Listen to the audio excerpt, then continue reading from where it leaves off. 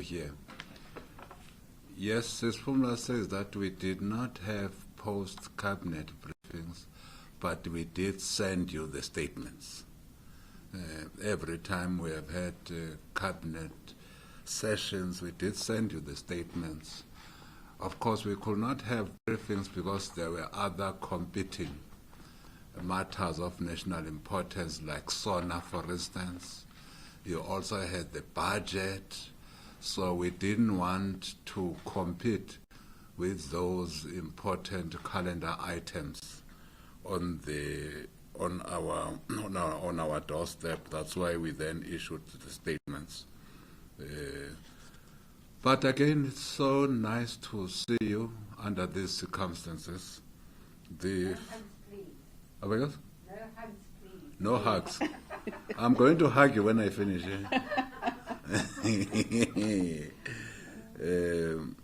The first matter that the cabinet looked at was what you would have expected: coronavirus, COVID-19. The cabinet did get a presentation on this matter from the Minister of Health, Dr. Zweli Mkhize. Arising out of that presentation, cabinet reassures all in South Africa that every precaution is being taken to safeguard the country against any surge of the COVID-19.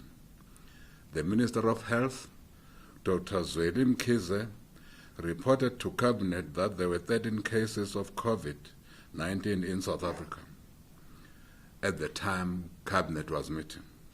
This morning I spoke to the Minister who confirmed that another 4 new cases have been identified, bringing the total number to 7 in cases as we speak. The Minister, together with the National Institute of Communicable Diseases, will further elaborate on this during the course of the day. Cabinet reiterates the call by the World Health Organization and the Health Minister, Dr. Zweli Mkhize, for all people in South Africa to continually practice preventative measures to stop the transmission and spread of the virus. The preventative measures include washing your hands, often with soap and water, or using an alcohol-based hand sanitizer. They also include avoiding touching your eyes, nose, and mouth with unwashed hands, and covering your mouth with a tissue when coughing or sneezing, following with disposing of the tissue. Common symptoms of the virus include fever, cough, and difficulty in breathing. When displaying the symptoms as described above, individuals are advised to stay at home and seek medical assistance. We appeal to all to respect the privacy of COVID-19 patients and their families. We also strongly caution against the dissemination of any false information related to the virus, so as to prevent the spread of fear, stigma, and discrimination within our society. Concerned individuals may contact the National Institute for Communicable Diseases, and indeed we have given the hotline in our statement. Through this hotline, we can be able to get correct, up-to-date information, and the hotline, as you know it, is 0800 029 999. Again, 0800 029 999. That's the hotline to the National Institute for Communicable Diseases. Cabinet joins President Cyril Ramaphosa, His Excellency, in wishing well the repatriation team and the South African Airways crew who departed on Tuesday to the city of Wuhan, Hubei province in the People's Republic of China, to repatriate, as you also know, 122 South Africans. The medical team from the Department of Health and the Military Medical Defense Force forms part of the repatriation team. Government has expressed its appreciation to South African Airways for their valuable assistance in this repatriation exercise. As you will know, SAA contributed an aircraft and a crew. So we are really thankful that they were able to assist government in this regard. We will not have been able to repatriate our students and our teachers and also other working people in that part of China if we didn't get this type of assistance from the South African Airways. Thank you, and thank you once again. The repatriation team and the repatriated South Africans are expected back in the country tomorrow, Friday, the 13th of March 2020. Upon their return, all of them, the crew, everybody on flight, and those repatriated, will be quarantined for a minimum of 14 days to a maximum of 21 days. During this period, the movement of people and goods in and out of the quarantine zone will be restricted. We strongly caution people against attempting to make any physical contact or attempting to visit the quarantine zone or area. Once the quarantine period ends and tests confirm no underlying COVID-19 virus infection of our compatriots, they will be released back into their respective families and communities. Cabinet commends the work done by the Interministerial Committee tasked to deal with COVID-19, led by the Minister of Health and, of course, working with the National Institute for Communicable Diseases in tracking and containing the virus, while also assisting those affected by it and continuously updating the nation. I think you will agree with me. I met some people elsewhere, I won't say where, who were just full of praise for how the government has communicated on this matter, in particular Minister Zweli Mkhize. He has been our focal point. He has communicated regularly, and he continues to communicate regularly on this matter. Of course, as Dr. Mkhize will say, he is working within a team of interministerial committee members. But indeed, members of the public and even cabinet has appreciated this communication that came from the team led by Minister Zweli Mkhize. Cabinet appreciates that most provinces have deferred communication on this COVID-19 matter to the Minister of Health because of its national and international importance. We urge all other provinces to also follow suit to ensure centralization of communication and therefore avoid any unintended confusion and uncoordinated messaging on this matter. President Ramaphosa will soon update political parties represented in Parliament as well as church leaders on COVID-19. A special cabinet on COVID-19 is being convened for this Sunday, the 15th of March, 2020 in Tshwane. The second matter that we want to speak to is the economy. Cabinet reflected on the release of Statistics South Africa's report on the gross domestic product, which revealed that our economy slipped into a technical recession. Figures showed GDP decreasing by 1.4% in quarter 4 of 2019. This follows a contraction of 0.8% in quarter 3 of the same year. Despite acknowledging the debilitating effects of load shedding, Cabinet remains resolute in fixing the fundamentals, pursue critical areas of growth, and drive collaborative solutions with all social partners so that together we set the country on a path to economic growth.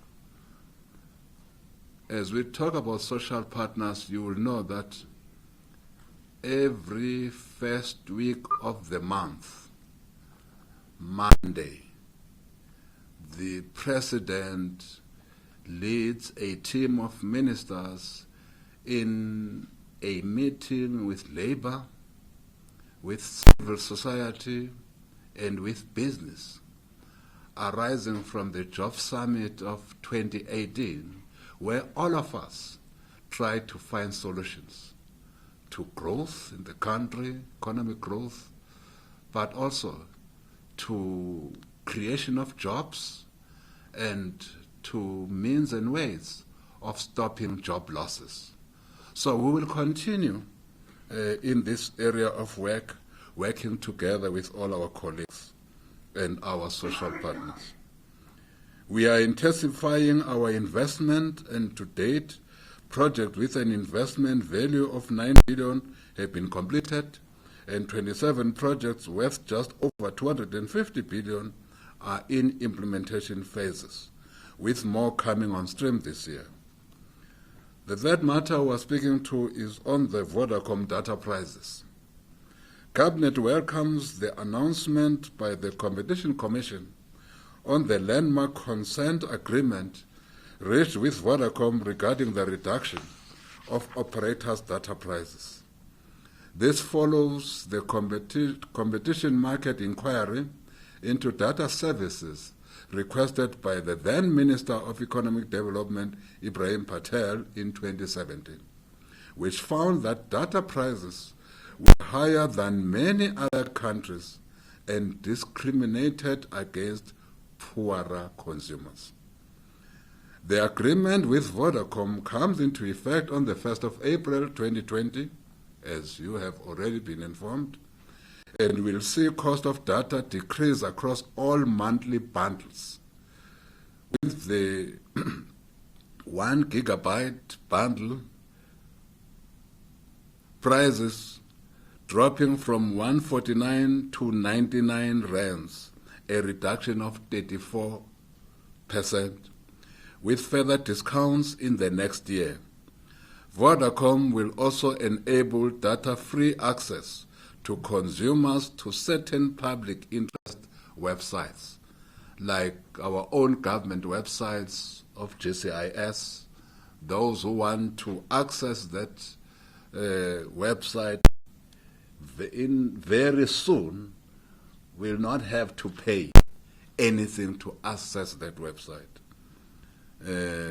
Wikipedia as well, Biz Portal, the new Biz Portal as well, and of course access to South African university websites, so that those who want to apply, those who want to get information about the university so that they make their decisions, or those who want to interact with the university are able to do so without any financial constraints.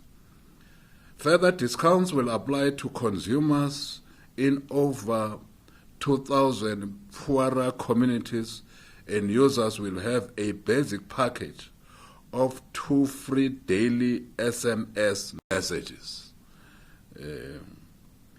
The fourth matter is on PepsiCo acquisition of Pioneer Foods.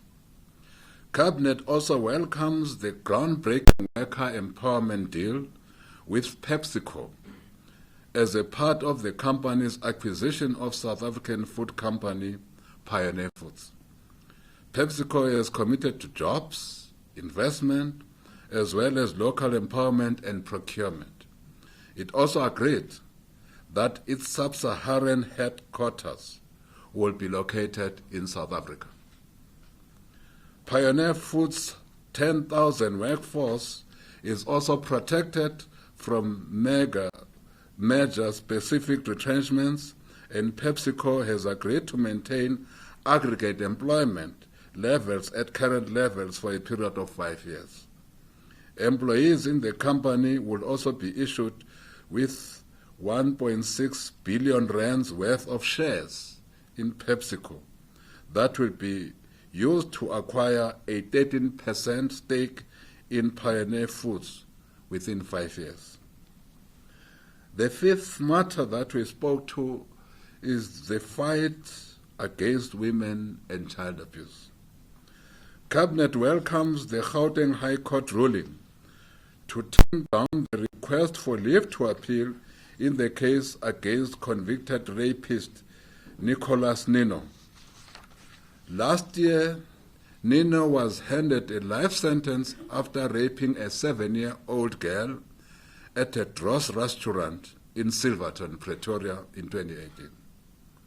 The judgment, sentencing and rejection of leave to appeal sends a strong message to perpetrators and would-be perpetrators of women and children abuse that South Africa's justice institution will hold them accountable for their despicable actions. Together, we must eradicate the abuses that undermine the fundamental human rights of women and children.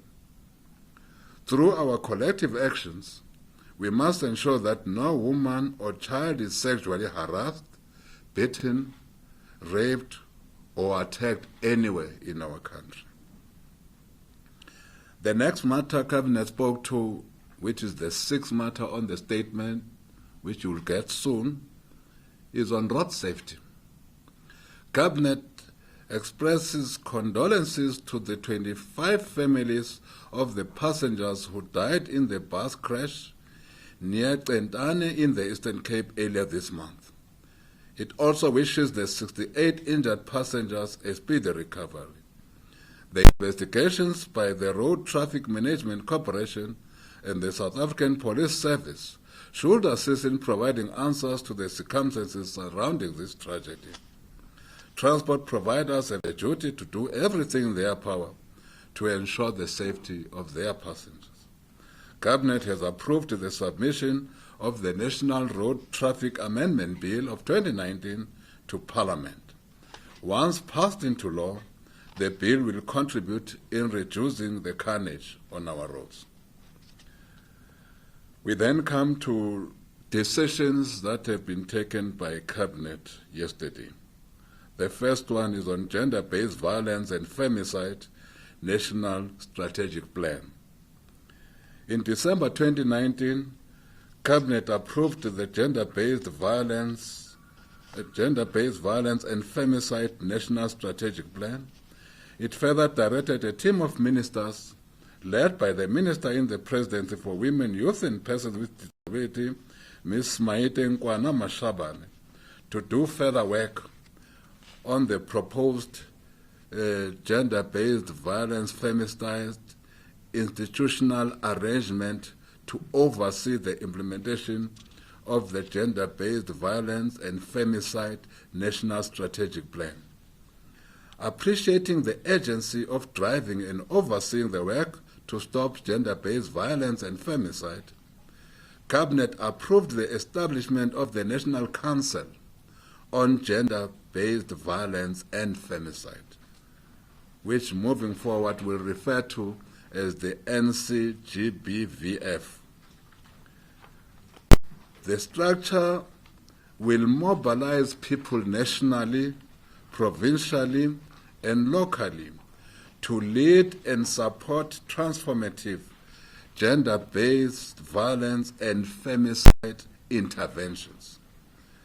It will also be responsible for the implementation of the Gender-Based Violence and Femicide National Strategic Plan. The National Council on Gender-Based Violence will report to the President through Minister Nkwana Mashabane. Cabinet also approved the setting up of an interministerial committee, IMC, comprising of Police Minister Bheki Cele, Justice and Correctional Services Minister Ronald Lamula, Public Service and Administration Minister Senzo Mchunu, Social Development Minister Lindiwe Zulu, and Minister Nkwane Mashabane as the convener. Cabinet reiterated the urgency to seek decisive measures to stop violence perpetrated against the vulnerable members of our society. The IMC has been directed to move expeditiously in formalizing the National Council on Gender-Based Violence and Femicide. They have further been directed to continue to explore the feasibility of legislating this current institutional arrangement. The Commission for Gender Equality, as a Chapter 9 institution with a constitutional mandate to promote respect for gender equality and the protection, development, and attainment of gender equality, will also be expected to continue to regularly access and monitor progress being made in the implementation of the Gender-Based Violence and Femicide National Strategic Plan. Another matter that the Cabinet took a decision on is on Township and Rural Entrepreneurship Program, TREP. Cabinet approved the implementation of the Township and Rural Entrepreneurship Program, TREP, through the Township Entrepreneurship Fund.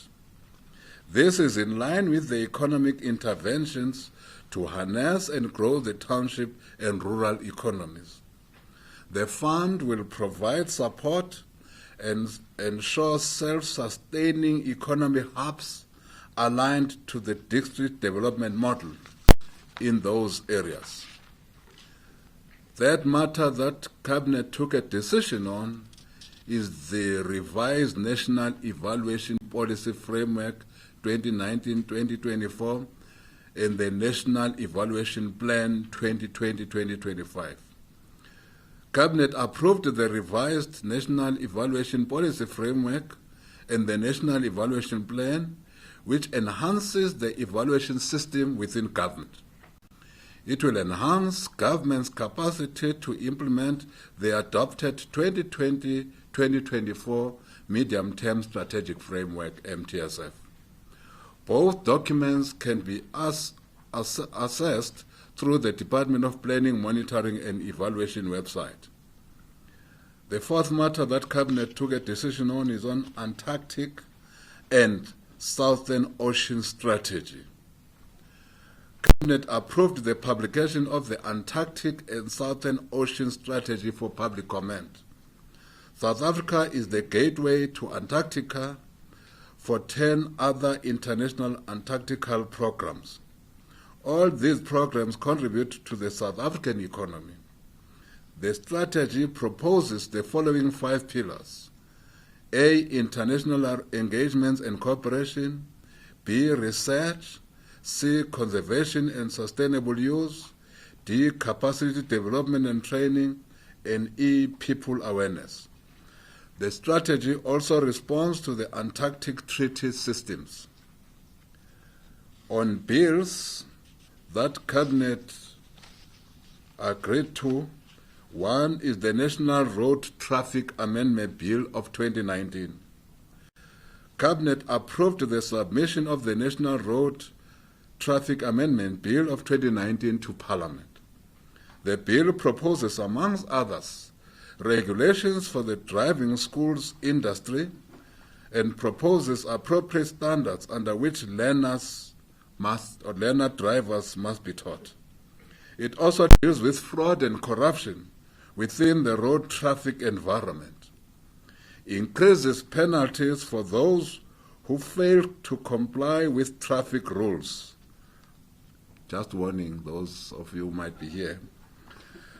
Prohibits alcohol consumption by drivers and proposes the national number plate legislation. The bill also proposes the streamlining of the powers of the Minister of Transport and those of the provincial members of the Executive Committee. Another bill that we also talked to is the Compensation for Occupational Injuries and Diseases Amendment Bill of 2019. Cabinet approved the submission of the Compensation for Occupational Injuries and Diseases Amendment Bill to Parliament. The bill deals with the proposed amendments to the Compensation for Occupational Injuries and Diseases Act of 1993. The bill extends coverage for occupational injuries and diseases to previously excluded vulnerable workers, as well as the improvement of compensation benefits to employees in general. The bill now includes, amongst others, domestic workers under the category of employees for purposes of benefits in terms of the Act. It also proposes the rehabilitation and reintegration framework of injured and or diseased employees into the workplace. The third matter or bill that we spoke to is the Local Government Municipal Demarcation Bill of 2020. Cabinet approved the publication of the Local Government Municipal Demarcation Bill of 2020 for public comments. Once passed into law, it will repeal the current Local Government Municipal Demarcation Act of 1998. This bill provides for, among others, the establishment and operations of the Municipal Demarcation Board, the criteria and procedures for the determination and redetermination of municipal boundaries and ward boundaries, as well as the establishment of an appeals authority. On upcoming events, President His Excellency Ramaphosa will deliver the keynote address at the 2020 National Human Rights Day commemoration to be held on Saturday, the 21st March, at the Colesberg Sports Stadium in the Northern Cape under the theme, The Year of Unity, Socio-Economic Renewal and Nation Building. As we all know, human rights in South Africa has its origins in the historic events of Sharpeville and Langa on the 21st of March 1960, where a number of people were gunned down fighting for their human rights. Cabinet calls on all South Africans to celebrate Human Rights Day and honor those who sacrificed their lives for us to achieve the freedom we continue to enjoy today. One such exemplary and dedicated leader is Dr. Alfred Bathini Xuma, one of the first medical doctors in South Africa and former president of the African National Congress. President Ramaphosa commemorated Dr. Xuma's life by declaring a special official funeral, Category 1, for his reburial from Brixton Cemetery in Johannesburg to his birthplace in Kwamanzana village, Ngobo, in the Eastern Cape this past Sunday. Again, on matters contemporary, President Ramaphosa's working visit to the Republic of Congo. Here we state that President Ramaphosa is attending the inaugural meeting of the Contact Group on Libya, taking place in Oyo, in the Republic of Congo, yesterday and today. I hope today is the 12th. He is being accompanied by the following ministers: Minister of International Relations and Cooperation, Dr. Naledi Pandor, the Minister of Defense and Military Veterans, Ms. Nosiviwe Mapisa Ngakula, and Minister of State Security, Ms. Ayanda Dlodlo. His Excellency Denis Sassou Nguesso, President of the Republic of Congo, invited President Ramaphosa to attend the meeting as chair of the African Union. The third ordinary session of the Assembly of the African Union decided to establish a contact group chaired by the Republic of Congo and include members of the AU High-Level Committee on Libya to provide political leadership and promote coordination of international efforts in the search for a solution to the Libyan crisis. On condolences, Cabinet sent condolences to the family, friends, and colleagues of senior IPID investigator Mandla Shabangu, who was killed this week. Cabinet also sends condolences to the families, friends, and colleagues of two Hawks officers, Detective Warrant Officer Dylan Grobler Kunin and Sergeant Waynand Herbst, who were killed in a shootout in the Northwest.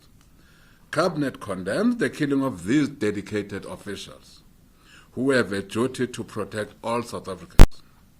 As a nation, we should all rise in condemning the killing of our policemen and women. On congratulations, Cabinet extends its congratulations and well wishes to President-elect His Excellency Mr. Farouk Gnassi on his re-election as the President of the Republic of Togo during the presidential elections held on the 22nd of February 2020. Cabinet joins President Ramaphosa in also congratulating the people of Togo for conducting peaceful elections. On appointments, as we all know, all these appointments are subject to verifications of qualifications and the relevant clearance. Cabinet approved members of the board of the South African Maritime Safety Authority, and these members who have approved to this board of this Maritime Safety Authority are Ms. Ntato Minyuku, Chairperson, Ms. Lindelwa Nonjabulo Dlamili, Mr. Lucas Halwodi, Ms. Eva Dorothy Khosa, and Mr. Captain Bega Clive Zulu. That ends our statement. Before you finish, can I request that you reread the condolences message, because you the surname you read was not correct. You said Shabangu instead of Mahlangu. Oh, Cabinet sends condolences to the family, friends, and colleagues of senior IPID investigator Mandla Mahlangu. Did I say Shabangu? Yes. Then I was bewitched. My apologies. Thank you very much, Minister. Who has bewitched the minister here?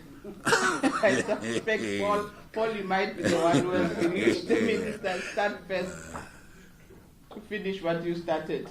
Good morning, Minister. Nice to see you again. I was beginning to think you thought you were contagious.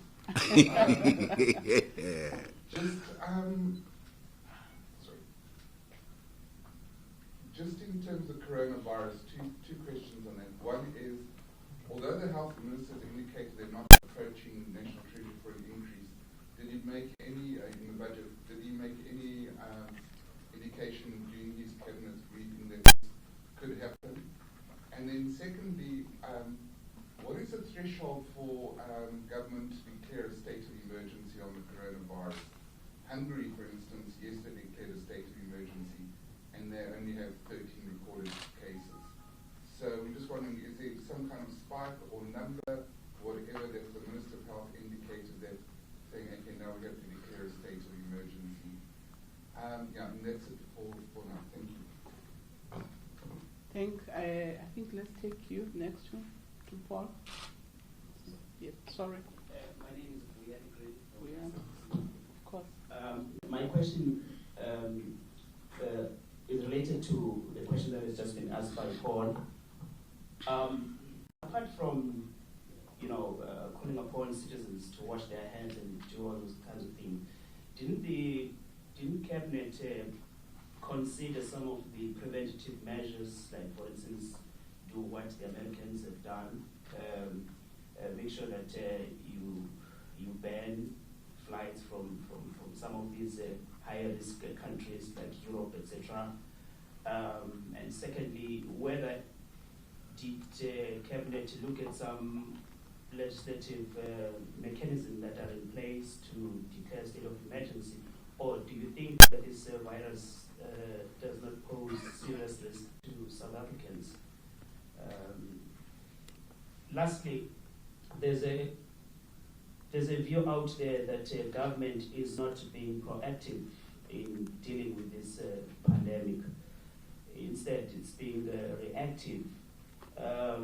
If this issue of state of emergency was not discussed, do you think that lends credence to that view that government is just trying to be, reactive rather than proactive and put measures in place to contain the spread of this virus? Thank you.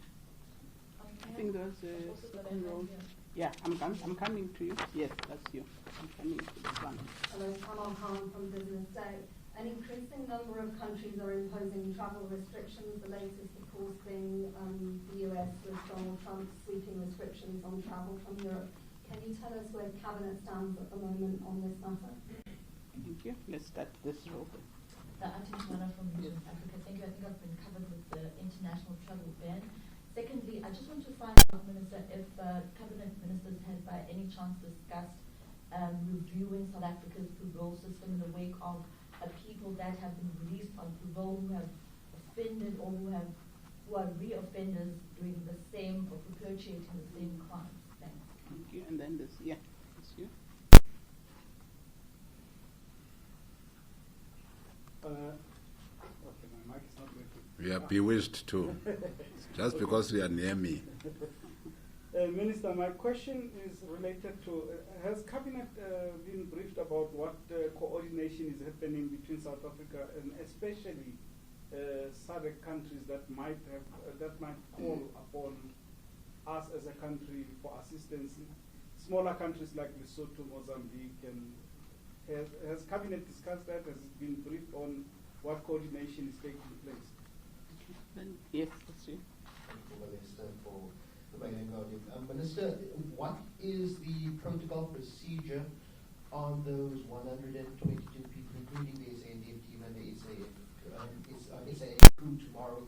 Is it under police guard? Is it under military guard to go to a quarantine area? Also, you've asked people not to approach the quarantine area, but you also haven't said where that quarantine area is. Is that deliberate? And if not, where is the quarantine area where these people will be housed up to 21 days? And then secondly, in light of mass events that are happening across the country, whether it be religious, cultural, music, is the onus on the events organizers to decide whether to call them off?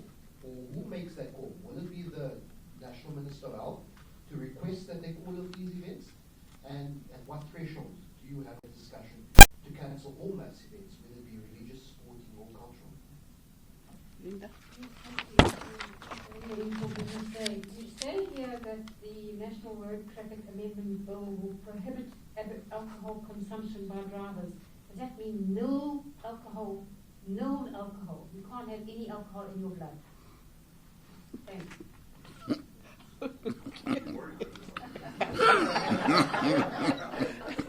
Linda. Okay, I think can we take Andy Swab, Minister, before you then? There will be another round, but there was Andy Swab at the back. Maybe yes. Andy Siwe, yes. Andy Siwe. Minister, you say the president will be appointing leader of political parties and religious leaders, and there's also a special cabinet in Tshwane on Sunday. It sounds serious. It sounds like there's some development that, that would lead to meetings with political party leaders and the cabinet. So what is happening? What are those meetings about? And also, I also needed more information on this that Linda was asking about, because it also talks about the national number plate and so on. Can you just give us some more. Okay. Then you'll be the last one, then Minister. Thanks for that. Lindsay Denkin from PNTA. Minister, I'm just wondering whether when you spoke to Dr. Mkhize this morning, did he clarify the Free State case? It says the patient there, he came into contact with a Chinese businessman. Last week, the health minister was very adamant that he didn't want to identify people's nationalities, but should we understand this to be a Chinese person who lives in South Africa or a Chinese businessman who traveled to South Africa from China or another affected area? Thanks. Thank you. I think we'll allow Minister to respond and then we'll take another last round. Thanks. Let's start with the last question by Lindsay, ENCA. And all other questions that speak to coronavirus. We have said to you that as government we have taken a conscious decision, and that decision is that the Minister of Health will be our focal point, will be our spokesperson. And the Minister indeed has been doing a wonderful job. Now, we don't want to spoil the job by venturing into this space that he has commanded with aplomb. I will request you with all humility that we await the Minister. He will have a press briefing today, not tomorrow, not next week. Today, the Minister will have a press briefing to update the nation on where we are as it relates to the COVID-19. So with all humility, if you might allow me to defer to the Minister, like we are saying in our statement, that is national department, provincial department, and all of us in government, we would like to centralize communication on this matter to the Minister, who is coordinating with the National Institute of Communicable Diseases, who is coordinating with all provinces. He's up to date with whatever that is happening in this area of work. I will therefore, I'm not trying to duck the question, but I will be more comfortable if we were to allow the Minister to speak to these matters that relate to COVID-19. Yes, and this, we are meeting on, that's the only question I'll answer, we are meeting on Sunday. So that, you know, normally cabinet meetings have a particular agenda items. This one will be dedicated to COVID-19. It also links to other issues that have been raised as it relates to any other matter that involves other stakeholders, whether churches, whether you name it, whether sports, whether SADC, whether schools, so many. Indeed, Cabinet has decided that let's have this special meeting where we will look into all these areas. Of course, who will be leading us will be the Minister of Health together with the interministerial team. So they will be very key in Cabinet discussing this matter and other questions that you have asked now. So far, Cabinet has not expressed any travel bans. It would have been in the statement if there was any. It is not. And again, we can assure you that after this very important meeting of Sunday, we will be able to answer some of the questions that we have not been able to answer here on this matter. But again, the Minister will also be able to answer some of the questions that we have raised, as I've said, on COVID-19. Reviewing parole system, we will await any presentation by the Minister of Justice and Correctional Services. As you will know, he has been in the public domain saying that he has also met, by the way, with the parole boards, and he's of the view that we need to review. So far, he has not made that presentation at Cabinet. And we believe that he is making his final touches. And when he is ready, he will come to Cabinet on the parole system. Coordination with other African countries, again, can we allow the Minister to also speak on that, if he's able to do so now?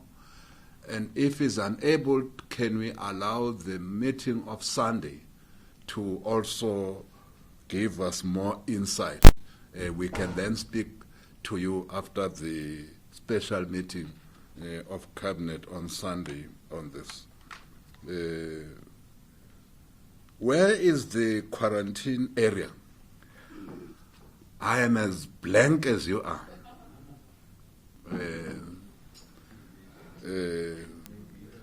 But naturally,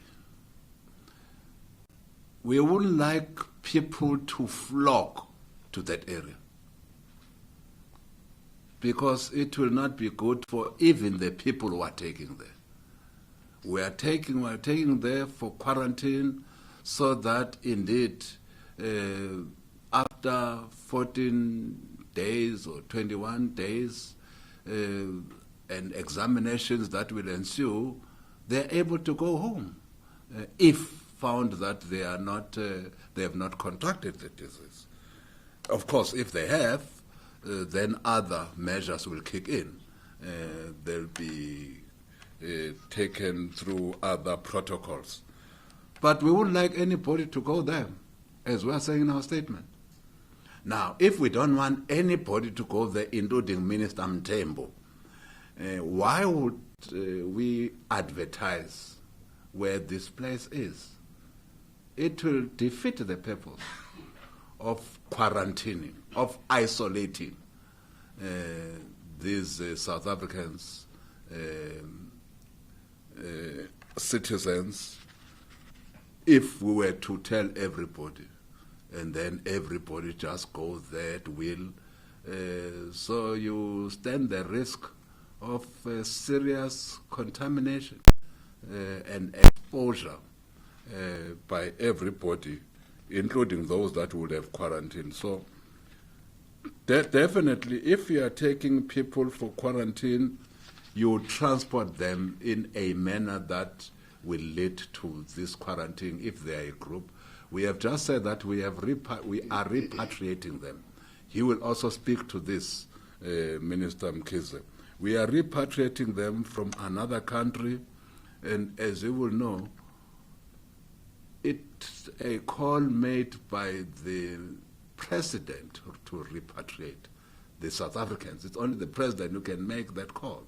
So we are repatriating them, and the means to repatriate means that you must have our security establishment being in charge of the process of repatriation from China to South Africa to even the place of quarantine. So it goes without saying that indeed our soldiers will be part of this. It goes without saying that our police will be part of this, because it's in the nature of what you do when you quarantine. It's in the protocols of quarantining. Sorry, I want to make a quick follow-up. Does this mean that the space is now moved beyond just a health cluster or health and social development cluster to now a security, peace and justice cluster issue as well? Well, let's first say, who are ministers in the interministerial committee? because indeed it straddles between the health and security. So you do have the Minister of Defense. The Minister of Police sits in that cluster. The Minister of Social Development, Minister of Home Affairs, and Minister of DERCO. These are ministers who are in the interministerial team led by the Minister of Health. So it has all the elements that we are speaking to. And all these ministers are tasked with ensuring that we do justice to this crisis that we are faced with, and they are tasked with reporting to the President and to Cabinet on a regular basis. So that's why then you have the involvement of police. That's why you have the involvement of the army. At any rate, when you go to fetch South Africans anywhere in another country, we normally, and any country normally uses its military capacity to go and fetch South Africans, whether they are alive or not alive. You remember what we did also with Nigeria. We rely on the capacity that our army has on these matters. One thing we have not said that I think we need to say here, all the South Africans that are coming home are as healthy as anything. They have not contracted the disease. So nobody should be thinking that we are bringing people from China who have contracted the disease to then transmit the disease to other South Africans. There's no such. We are bringing our own kids, removing them from a place that was the epicenter. Now other epicenters are coming up, but we are removing them because they have requested that we remove them, but also their parents. Their parents have said, can you bring our kids home? And that's why we're removing them. That's why we're bringing them home, not because they are sick or anything. They are not sick. They have not contracted the disease. They are as healthy as you and me. Alcohol consumption. Well, our laws do not allow you to drink and drive. We are just strengthening those laws that you can't be getting into the car and poop drunk, then be a danger to everybody, and everybody knows that major causes of death on our roads are those people who drink under the influence. So,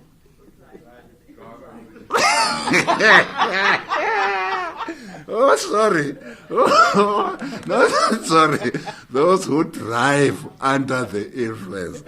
Yeah, somebody nearly said, him, Tim, you have a blood, what in your system, in your alcohol system. But indeed, we are strengthening that. You can go and read the bill.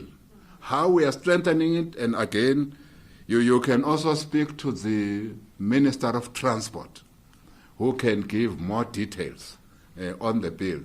But indeed, the sense is that we must strengthen that area, driving under the influence, amongst others, which is what we are strengthening. And Siwa, I think I've answered you. Other answers, indeed, like other colleagues that have asked us about coronavirus, the minister will be able to share more insights into this matter than I can. Thanks, Minister. Chakapato, from your side. There is a question from Pretoria Manuel. Mthembu, Roy Kane from Moneyweb. You gave the assurance in the December post-cabinet meeting media briefing that a decision would be taken on the future of e-tolls at the first cabinet meeting of 2020. You've now had 3 cabinet meetings and none of the statements has said anything at all about e-tolls. Can you tell me if a decision has been taken, and if so, what it is, and if not, what has caused the delay? In addition, the contract extension for the management of e-tolls on the Gauteng Freeway Improvement Project that was awarded to EPC expired on the 3rd of March. In speaking to SANRAL, they say they have taken a decision on whether to extend it further, but that decision will be announced by the shareholder, in other words, government. Can you tell me what decision has been taken in regard to that as well? And then just lastly, with regard to the coronavirus, has there been any analysis done, and I refer here to your comments really about the economy and coronavirus, has any analysis been possibly done on the possible economic impact of the virus on the South African economy, and any discussion and or decisions taken to mitigate the impact of this virus on the South African economy? Thank you. Thank you. Any last round here? Babalo, you were the first one, and then Vianney will then be the next one. Thanks, Minister. Babalo from EWN. Yes, you said you can't really get into detail because the Minister will have a briefing later. But can you give us a sense, of cabinet when you're discussing this COVID-19 issue? Was there a sense of panic? Is the Minister of Health, is he in a somber kind of mood when he's dealing with this issue and briefing his colleagues? I mean, just a sense of how the cabinet, sees this issue. And just on traveling, I was listening to the chairperson of the Health Committee, Dr. Sibongiseni-Dhlomo, last week, talking about COVID-19 at the debate, and he mentioned the trip that had to be cancelled, one of his, international trips where he had to be called off or he had to come back instead of going to, and I think the country was Italy, in fact, if I'm to be corrected. As far as traveling amongst, senior government officials, I know it never stops, there's always a traveling for whatever reason, breaks or whatever. Is there any limit to that kind of traveling, like for instance, cabinet traveling and the president? Is there any discussion on those kind of movements? Okay. Thank you very much, Minister. Last question. You said that those people who will be repatriated together with the crew will be placed under mandatory quarantine for a minimum of 14 days or maximum of 21 days. What about the aircraft that belongs to SAA? Will it also be grounded for that period of time? On a more serious note, are you relying on the willingness of these South Africans to be placed under this mandatory quarantine? Or if not, what legislative